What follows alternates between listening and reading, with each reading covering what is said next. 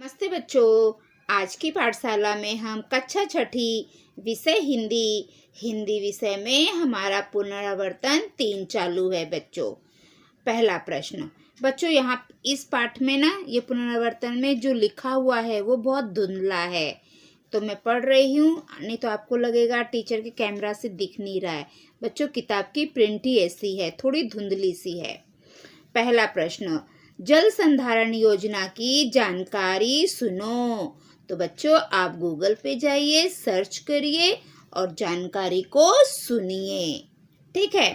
प्रश्न दूसरा, अपने सबसे अच्छे 2 मित्रों के बारे में बताओ। बच्चों, आपके जो मित्र हैं उसमें से 2 मित्र जो आपको सबसे ज़्यादा अच्छे लगते हैं, सबसे पसंद है, जो आपके बेस्ट फ्रेंड है, उनके बारे में बताओ। आप उनके बारे में लिखकर बताइए। ठीक है। तीसरा, अपने परिसर की किसी जन कल्याणकारी सामाजिक संस्था के कार्य पढ़ो।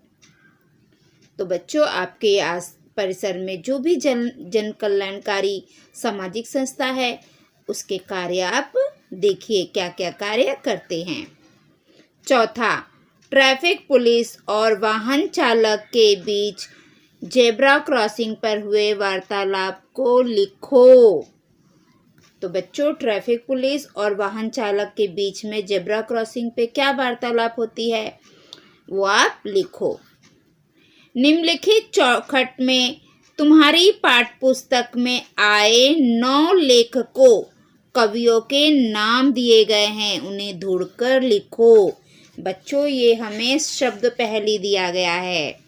हमारे पाठ में जो 9 लेखक और कवि आए हैं ना, तो हमें क्या करना है, उन 9 लेखक और कवि के नाम इसमें ढूंढना है और उसे कॉपी में लिखना है। हमें क्या करना है, हमारे पाठ्य पुस्तक में आए जो लेखक है, जो कवि है, उसका नाम का ये शब्द पहेली है, इसमें हमें बनाना है, ढूंढना है और फिर लिखना है अपनी कॉपी में। तो बच्चों, मैंने ये लिख लिया है। देखो, अभी देखो, इसको हम मिला देंगे तो राजेंद्र प्रसाद। ये देखिए, दिविकर रमेश। यहाँ पे देखिए, रामधारी सिंह।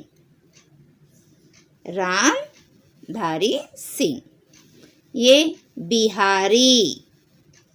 और यहाँ देखो बच्चों, ये जय शंकर प्रसाद। और ये देखो, कबीर, तुलसी दास, रहीम, है ना, श्रीनाथ सिंह। देखो बच्चों, मैंने इसको क्रम भी दे दिया है। जैसे सबसे पहले आएगा राजेंद्र प्रसाद, तो ये देखो राजेंद्र प्रसाद। फिर दूसरे नंबर पे हमने लिखा है बिहारी, ये देखो बिहारी।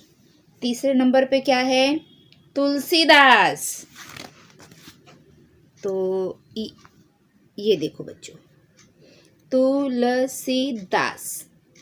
फिर चौथे नंबर पे क्या है, कबीर। तो हम चौथा नंबर देखेंगे, कहाँ है कबीर। हाँ, ये देखो बच्चों, कबीर। 5वें नंबर पे क्या है, जयशंकर प्रसाद। देखो हमने किया है, हाँ ये देखो जयशंकर प्रसाद, हमने इधर नंबर भी दे दिया है 5। फिर है छठा, रामधारी सिंह। ये देखो बच्चों, रामधारी सिंह। ठीक है। फिर 7वें नंबर पे है दिविक रमेश। ये देखिए। फिर क्या है, श्रीनाथ सिंह। ये देखिए बच्चों, श्रीनाथ सिंह। फिर उसके बाद है रहीम। ये देखो बच्चों, रहीम है ना। इसी प्रकार आपको भी अपने किताब में लेखकों और कवियों के नाम को ऐसे सर्कल करना है और कॉपी में नंबर डालकर लिखना है। ये देखो जैसे मैंने लिखा है, राजेंद्र प्रसाद, बिहारी, तुलसीदास, कबीर, जयशंकर प्रसाद, रामधारी सिंह, देवेक रमेश, श्रीनाथ सिंह, रहीम। ठीक है बच्चों, आगे देखते हैं। उपक्रम प्रकल्प उपग्रहों का इतिहास सुनो। गूगल पे जाइए बच्चों, सर्च करिए, आपको सब कुछ मिल जाएगा। प्रति शनिवार को विश्व के 7 आश्चर्यों में से किसी एक की जानकारी बताओ। ये सब आपको गूगल बाबा पे मिल जाएगा बच्चों। गूगल पे जाइए, सर्च करिए और जानकारी प्राप्त करिए। प्रति माह पुस्तकालय से अंधविश्वासों के दुष्परिणामों को पढ़ो। तो बच्चों ये आपको पढ़ना है। व्यावसायिक पत्र का ढांचा तैयार करो। तो आपको व्यावसायिक पत्र का ढांचा बताया गया है, आप उसे तैयार करिए। बच्चों अभी हमारा पुनरावर्तन 4 शुरू हो गया है। पहला प्रश्न, दूरदर्शन पर दिखाए जाने वाले रोचक विज्ञापनों को ध्यानपूर्वक सुनो। तो बच्चों दूरदर्शन पे विज्ञापन दिखाए जाते हैं, जो रोचक विज्ञापन है उसे आप बहुत ध्यान से सुनिए। ठीक है, आप उसको ध्यान से देखिए, बाद में मैं आपको स्कूल में पूछूंगी। दूसरा, किसी सार्वजनिक स्थल पर दी गई सूचनाओं को बताओ। किसी सार्वजनिक स्थल पर दी गई सूचनाओं को बताओ। बच्चों आप सार्वजनिक स्थल पे जाते हैं तो वहाँ पे बहुत सारी सूचनाएं लिखी रहती है ना, आप उसे पढ़ो और बताओ। तीसरा, बेताल पच्चीसी की कोई कहानी पढ़ो। बच्चों बेताल पच्चीसी की बहुत सारी कहानियां हैं, उसमें से जो आपको पसंद है एक कहानी पढ़ो और उसे याद करो और आपको फिर सुनाना है। अगर अभी तो हम स्कूल में नहीं हैं तो आप अपने घर के बड़ों को सुनाइए। चौथा, वन महोत्सव की जानकारी लिखो। तो बच्चों मैंने आपके लिए वन महोत्सव पर एक छोटी सी जानकारी लिखी हूँ। चलो मैं आपको बताती हूँ। वन महोत्सव का अर्थ है पेड़ों का त्योहार। वन महोत्सव प्रत्येक वर्ष जुलाई के प्रथम सप्ताह में मनाया जाता है। इस महोत्सव की शुरुआत 1950 में भारत के केंद्रीय कृषि मंत्री श्री कन्हैयालाल मुंशी ने की थी। वन पृथ्वी पर जीवन का आधार होते हैं तथा जीव जंतुओं को आश्रय स्थान भी होते हैं। हम सभी को वन महोत्सव को अपने जीवन का अहम हिस्सा समझकर इस महोत्सव में अपनी भागीदारी दिखानी चाहिए। वन महोत्सव के दिन यह अपेक्षा की जाती है कि सभी लोग कम से कम एक पेड़ तो अवश्य ही लगाएंगे। बच्चों मैं आपको हमेशा बोलती हूँ, जब हमारा पेड़ों से संबंधित कोई पाठ रहता है तो मैं आपको बोलती हूँ कि आप बच्चों कोशिश करो कि जब आपका जन्मदिन आता है तो आप एक पेड़ जरूर लगाओ। आज भी मैं आपको यही बात फिर से दोहराती हूँ कि बच्चों अगर हो सके तो आप अपने जन्मदिन पर एक छोटा सा पौधा जरूर लगाइए। इस महोत्सव के दौरान बहुत से संगठनों द्वारा मुफ्त में पेड़ पौधे वितरित किए जाते हैं, अर्थात लोगों को दिए जाते हैं। विद्यालयों में इस दौरान चित्रकला प्रतियोगिता, निबंध, भाषण तथा कविता लेखन जैसी प्रतियोगिता का आयोजन किया जाता है। दुनिया भर में पेड़ों की अत्यधिक कटाई हो रही है। अतः इस महोत्सव के दौरान अधिक से अधिक पेड़ लगाकर वनों को घना करने का प्रयास किया जाता है।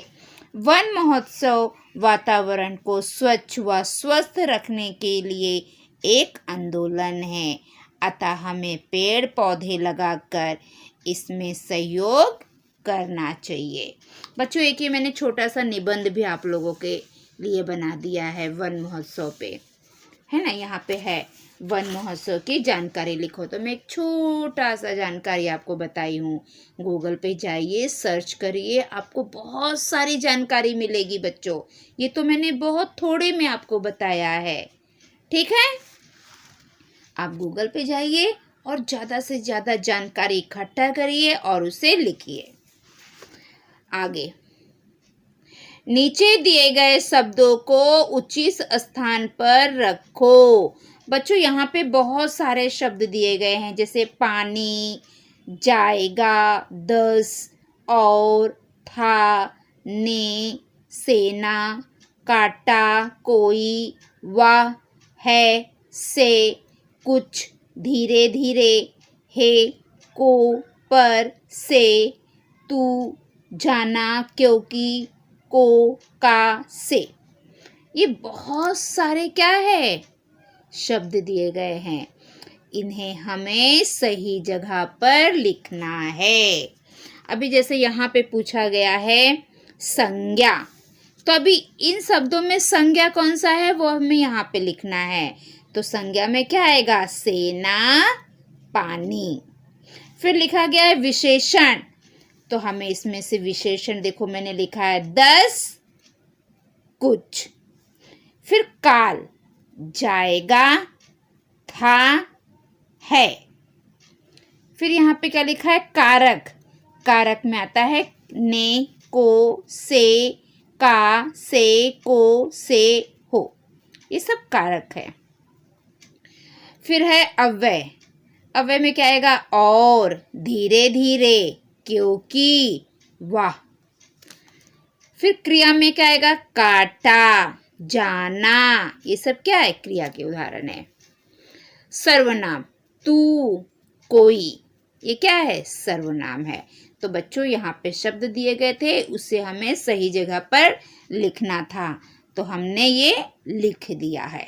ठीक है, अब आगे देखते हैं हमें क्या करना है। उपक्रम प्रकल्प, प्रतिदिन समाचार सुनो। तो बच्चों समाचार आप टीवी पे भी सुन सकते हो, न्यूज़पेपर होता है उसमें आपको पढ़ना पड़ेगा, लेकिन मोबाइल में ना समाचार आप सुन भी सकते हो बच्चों। तो आप टीवी पे भी सुन सकते हो, मोबाइल पे भी सुन सकते हो। तो आपको रोज़ समाचार सुनना है। रोज़ समाचार सुनने से क्या होगा? हमारे देश विदेश में क्या हो रहा है ये सब आपको पता चलेगा। कागज, कलम, स्याही के बारे में बताओ। ठीक है। स्वतंत्रता सेनानियों की जानकारी पत्र पत्रिकाओं में पढ़ो। तो बच्चों ये आपको सब पढ़ना है, आप गूगल में जाके भी पढ़ सकते हो। अपने मनपसंद के खेल के बारे में लिखो। बच्चों बहुत सारे खेल होते हैं, है ना, जो घर में खेले जाते हैं, बाहर खेले जाते हैं। तो उसमें से आपका मनपसंद खेल कौन सा है, उस खेल के बारे में आप लिखो। ठीक है बच्चों। तो बच्चों यहाँ पर हमारी आज की पाठशाला समाप्त होती है। अगर आपको मेरी पाठशाला पसंद है तो मेरे पाठशाला को लाइक करिए, सब्सक्राइब करिए, कमेंट करिए और अपने दोस्तों में ज़्यादा से ज़्यादा शेयर करिए, ताकि मेरी पाठशाला का लाभ सभी बच्चे ले सके। अगर आप मेरी पाठशाला देखते हैं और आपने सब्सक्राइब नहीं किया है तो सबसे पहले आप सब्सक्राइब कर लीजिए और जो घंटी का चित्र है उसे ऑन कर दीजिए, ताकि मैं जो भी वीडियो डालूँ वो सबसे पहले आपको मिले और आप अपनी पढ़ाई कर सको। तो बच्चों आज हमारी ये पाठशाला यहीं पे समाप्त होती है। अगली पाठशाला में हम कल फिर मिलेंगे। बच्चों अगर आपको किसी भी विषय का कोई भी वीडियो चाहिए तो आप मुझे कमेंट करके बता सकते हैं। मुझे बहुत खुशी होगी आप लोगों की मदद करने में। ठीक है बच्चों, तो मैं अपनी पाठशाला यहाँ पे समाप्त करती हूँ। अगली पाठशाला में हम कल फिर मिलेंगे। तब तक के लिए बाय बाय बच्चों।